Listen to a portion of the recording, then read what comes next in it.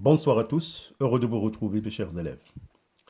Alors toujours dans le programme des SVT pour les filières SVT et PC, nous allons commencer une série de capsules traitant le grand chapitre qui s'intitule La nature et le mode d'expression de l'information génétique et bien évidemment le génie génétique.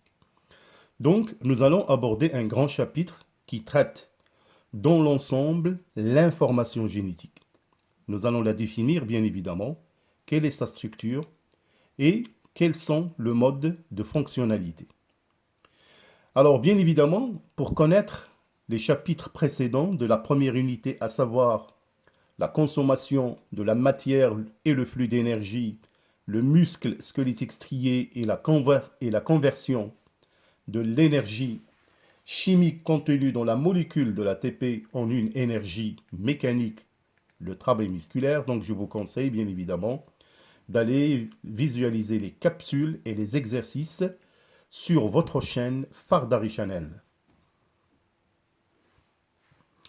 Alors Fardari Channel, votre partenaire qui va vous aider bien évidemment à avoir de bonnes notes et pourquoi pas décrocher un bac avec la mention que vous méritez. Bien sûr, je vous conseille aussi de choisir votre pack.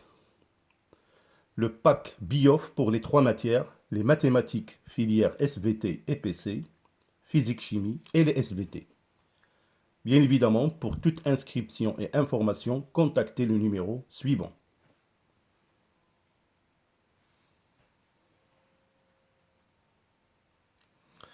Alors donc, comme je vous ai dit, l'unité 2 va bien évidemment tourner autour d'un grand chapitre qui permet de déterminer la nature et mode d'expression de l'information génétique et bien évidemment une partie qui va concerner les filières SVT, le génie génétique. Bien sûr, quelles sont les problématiques du chapitre? Alors tout d'abord, on va définir quel est le support et la nature de l'information génétique. Par la suite, quel est le mécanisme de l'expression de l'information génétique, la structure de la molécule de l'ADN, et bien évidemment, on va voir quelques mécanismes d'expression de l'information génétique comme la synthèse des protéines, et nous allons aussi entamer des techniques utilisées en génie génétique qui sont les principes qui permettent des applications dans le domaine industriel et agricole. Alors tout d'abord, on va bien évidemment faire quelques expériences pour mettre en évidence où est localisée l'information génétique. Alors donc, pour l'étude du rôle de quelques constituants de la cellule, on va effectuer deux expériences sur une algue marine verte unicellulaire appelée l'acétabularia. Alors remarquons ici, pour la première expérience, on va sectionner une acétabularia appelée Acetabularia mediterranea au niveau des parties A et B. Puis, on observe le devenir de chaque partie et bien évidemment, les résultats sont résumés dans le document 1. Donc là, on va faire des sections au niveau de 2 et 3. Alors la question, que peut-on déduire de ces résultats? Bien évidemment, voilà les résultats après l'expérience. Donc, on peut tout simplement dire que la partie 1, qui est nucléée parce que le noyau chez la Cetabularia se trouve au niveau de la partie 1, le rhizoïde. Donc, la partie 1 nucléée survit et elle génère toute la partie de l'algue qui est constituée par le chapeau, la tige et le rhizoïde. Donc, elle génère une algue entière. La partie 3, qui est anucléée, la partie 3 anucléée, c'est-à-dire qu'il n'a pas de noyau, ne génère aucune partie de l'algue. Qu'est-ce qu'on remarque? Elle s'atrophie. Alors que la partie 2, elle aussi, elle est anucléée, il n'y a pas de noyau. Elle régénère un chapeau et un rhizoïde. Mais ces deux parties finissent par s'atrophier. Alors, qu'est-ce qu'on peut donc déduire? On peut déduire, bien évidemment, dans ce cas-là, que le noyau est nécessaire pour la survie et la régénération des différentes parties de l'algue. Donc voilà ce que cette expérience nous présente. Alors maintenant, on va effectuer une deuxième expérience. Alors pour la deuxième expérience, l'Acetabularia crenulata, il diffère de l'Acetabularia mediterranea par un caractère héréditaire. Donc là, on va prendre deux algues, deux Acetabularia qui diffèrent par un caractère. Ce caractère, bien évidemment, c'est l'aspect du chapeau. Alors par la suite, on transplante un noyau pris d'une Acetabularia crenulata dans une partie anucléée d'Acetabularia mediterranea. Qu'est-ce qu'on remarque? On remarque que cette dernière régénère une algue entière avec un chapeau semblable à celui d'Acetabularia crenulata. Et si on inverse l'expérience, bien sûr, on trouve bien évidemment l'inverse. Donc, ce qui montre le document 2. Alors, bien évidemment, on peut se poser la question, que peut-on conclure de l'analyse de ces résultats? Et, bien évidemment, comment on peut interpréter les résultats de l'expérience 2?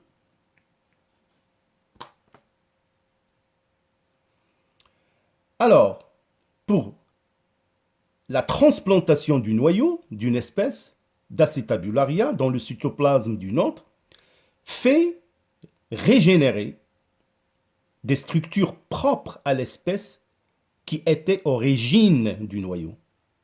Donc voilà le résultat qu'on peut déduire de la transplantation. Alors pour l'interprétation des résultats, on peut tout simplement dire le noyau, il renferme l'information génétique qui gouverne les synthèses dans le cytoplasme qui se traduisent sous forme de caractères spécifiques du cytoplasme, comme ici dans notre expérience, l'aspect du chapeau.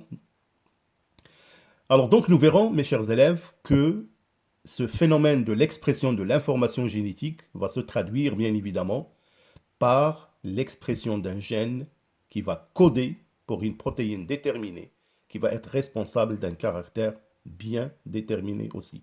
Nous verrons ça bien sûr dans la seconde partie. Alors donc on peut dire que les individus appartenant à la même espèce représentent tous des caractères communs de leur espèce qui peut être soit animale ou végétale. Alors par exemple, ces jeunes présentent tous des caractères de l'espèce humaine, mais ils présentent tous des variations individuelles qui permettent de dire qu'ils sont tous différents.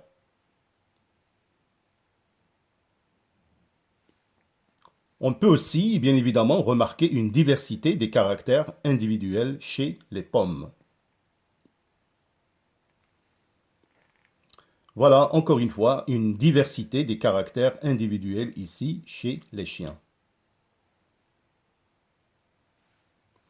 Alors donc, d'après les expériences et les observations faites, on peut conclure que l'information génétique est localisée dans le noyau.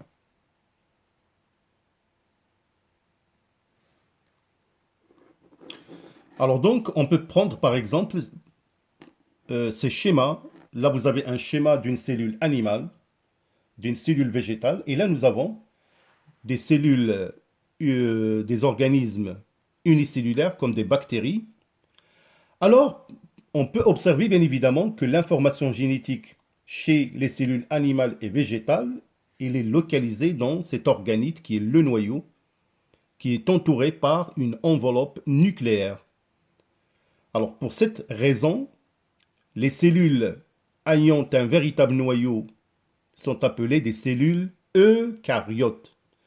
Alors que bien évidemment, chez les cellules prokaryotes comme les bactéries, on trouve que l'information génétique, il baigne librement dans le cytoplasme de l'organisme. Donc, notez que les prokaryotes, comme les bactéries, ont l'information génétique libre dans le cytoplasme, alors que les eucaryotes, soit des cellules animales ou végétales, ils ont un véritable noyau entouré par une membrane nucléaire.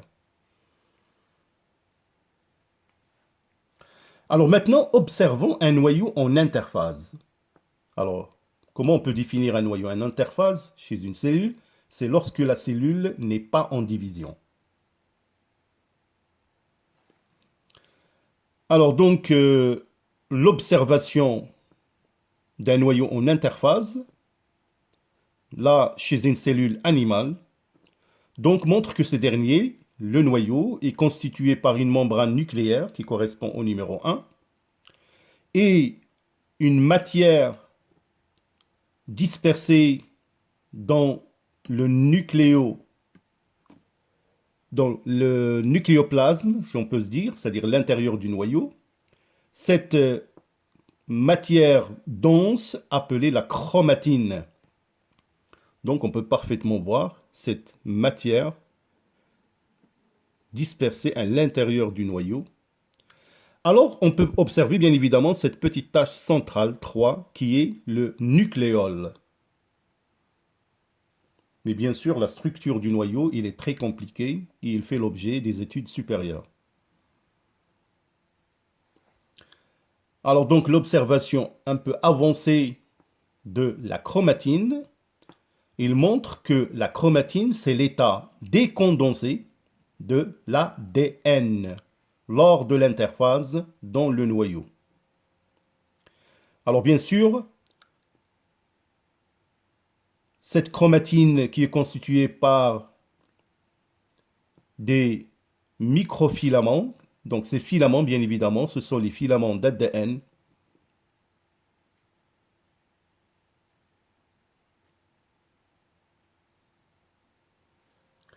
Alors on verra bien évidemment par la suite que l'épaississement et l'enroulement de la chromatine qui va s'enrouler autour de protéines histone.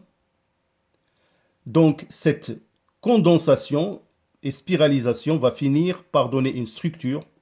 À la fin, cette structure, c'est bien évidemment les chromosomes, que nous verrons bien évidemment qui sont bien visibles à un stade métaphasique d'une division cellulaire comme la mitose. Alors donc, cette image qui nous montre la chromatine décondensée observée au microscope électronique, elle est formée par des particules denses appelées les nucléosomes, c'est ce qu'on peut observer à côté, donc qui se représentent ici par des points noirs.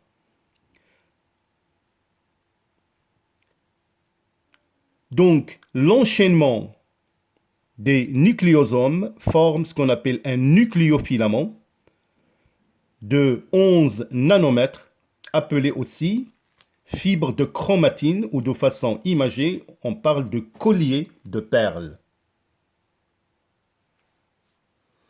Alors donc là, vous avez cette molécule d'ADN, nous verrons bien évidemment, qui est représentée sous forme d'une double hélice, donc qui va se spiraliser, se condenser autour de ces protéines, les histones, formant un collier de perles, les nucléosomes. Alors, la condensation se fait de plus en plus jusqu'à atteindre 1400 nanomètres.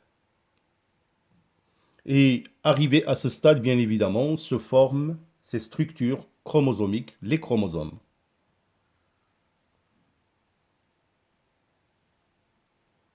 Alors bien évidemment, il y a d'autres protéines qui rentrent dans la structure de l'ADN, mais les plus importants, bien évidemment, pour cette année, on vous parle des protéines histones. Donc là, vous avez la structure d'un chromosome. C'est un chromosome métaphasique qui constitue le niveau le plus élevé de la condensation de la chromatine. Et en général, comme je vous ai dit, nous verrons, cette structure apparaît beaucoup plus dans la phase appelée la métaphase de la division cellulaire.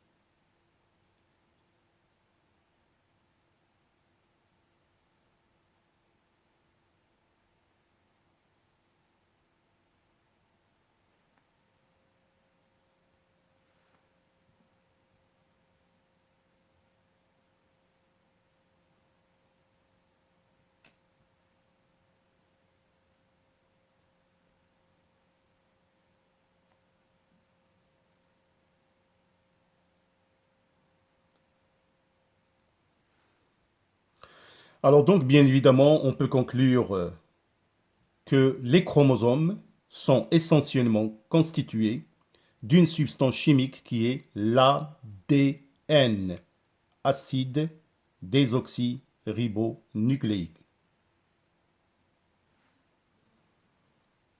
Alors maintenant, on va aborder la structure de l'ADN.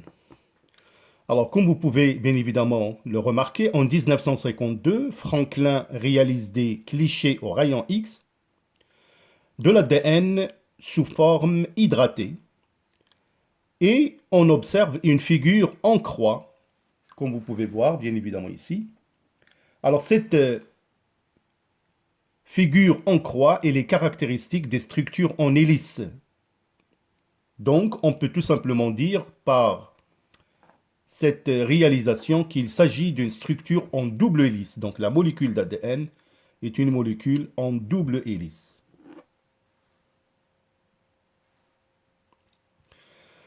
Alors donc, on peut dire que le modèle de l'ADN vu par Watson et Crick, les deux chercheurs, qui présente la molécule d'ADN qui est formée de deux chaînes de nucléotides enroulées en spirale l'une autour de l'autre. La double hélice, les deux chaînes encore appelées les deux brins, ils sont liés par des liaisons hydrogènes entre les bases azotées. Alors bien évidemment, on va voir beaucoup plus en détail la structure de la molécule d'ADN. Donc il est formé par des nucléotides, par un groupement phosphore, un sucre, le désoxyribose, et bien évidemment les bases azotées qui sont de 4 types. L'adénine, thymine, guanine, cytosine.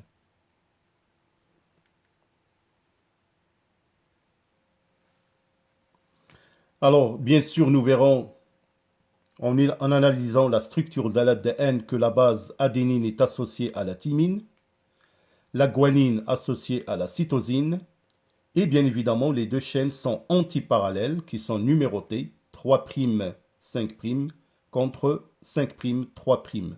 Alors la notation, bien évidemment, 3', 5' sont tout simplement la numérotation qui ont été affectuées au carbone du désoxyribose, tout simplement.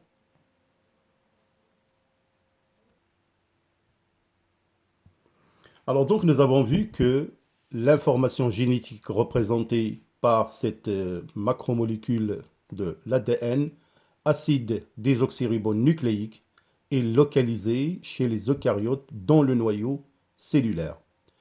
Et bien évidemment que cette molécule se présente sous forme d'une double hélice, deux brins antiparallèles, formés par la succession de 4 types de nucléotides.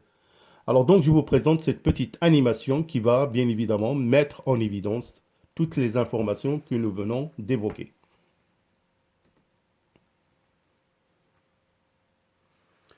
Voilà les pores nucléaires. Donc là vous avez la chromatine enroulée autour des histones, protéines, formant ce qu'on appelle les nucléosomes. Et quand on fait une déspiralisation de cette molécule, donc deux brins. Bien sûr, la molécule, nous verrons qu'il est formé par des gènes.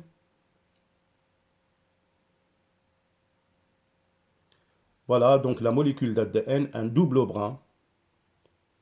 Donc c'est une structure en double hélice. Donc voilà, vous avez la succession des bases azotées. Donc là, vous avez un phosphate lié à un sucre, le désoxyribose. Vous avez la base l'adénine, la thymine, donc la guanine et bien sûr la cytosine. Donc formation d'un nucléotide.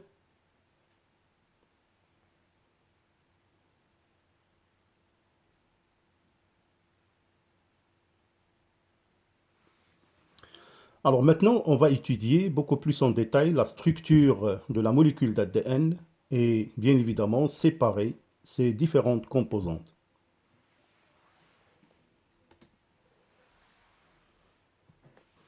Alors donc le premier composé c'est un sucre qui est le désoxyribose, et par la suite on a un groupement phosphoré et bien sûr les 4 bases azotées, l'adénine, thymine, cytosine et guanine.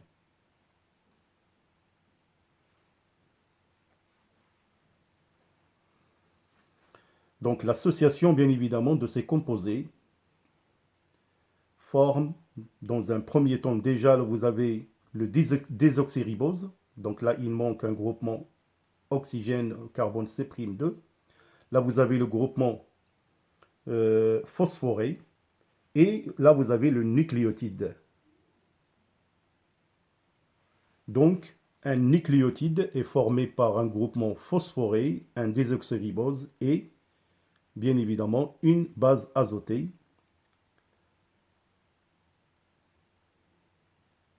Donc voilà, vous avez les 4 types de bases azotées, donc ce qui vont constituer bien évidemment le code génétique.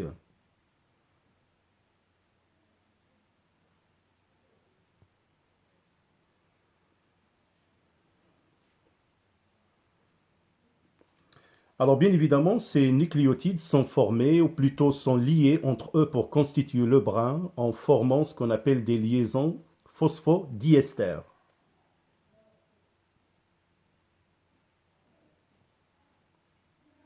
Donc ce sont des groupements bien sûr entre le OH du groupement phosphore et le OH du carbone C'3.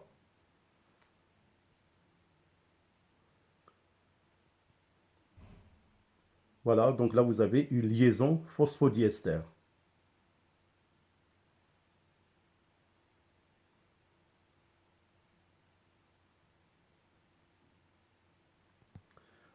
Donc notez bien évidemment que les bases azotées, vous avez l'adénine qui effectue 2 liaisons hydrogène avec la thymine et la cytosine avec 3 liaisons hydrogène avec la guanine.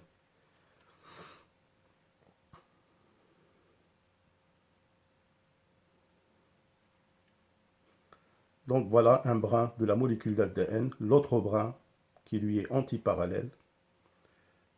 Et bien évidemment, la structure dans l'espace permet de donner vraiment un aspect hélicoïdal en hélice. Alors donc, il faut retenir tout simplement que l'ADN est une molécule très longue, obtenue grâce à la succession de différents nucléotides. C'est un polymère de nucléotides. Et bien évidemment, la succession de ces nucléotides va former les gènes qui sont porteurs de l'information génétique. Alors, chaque nucléotide est formé par 3 types de molécules, l'acide phosphorique, le désoxyribose et une base azotée.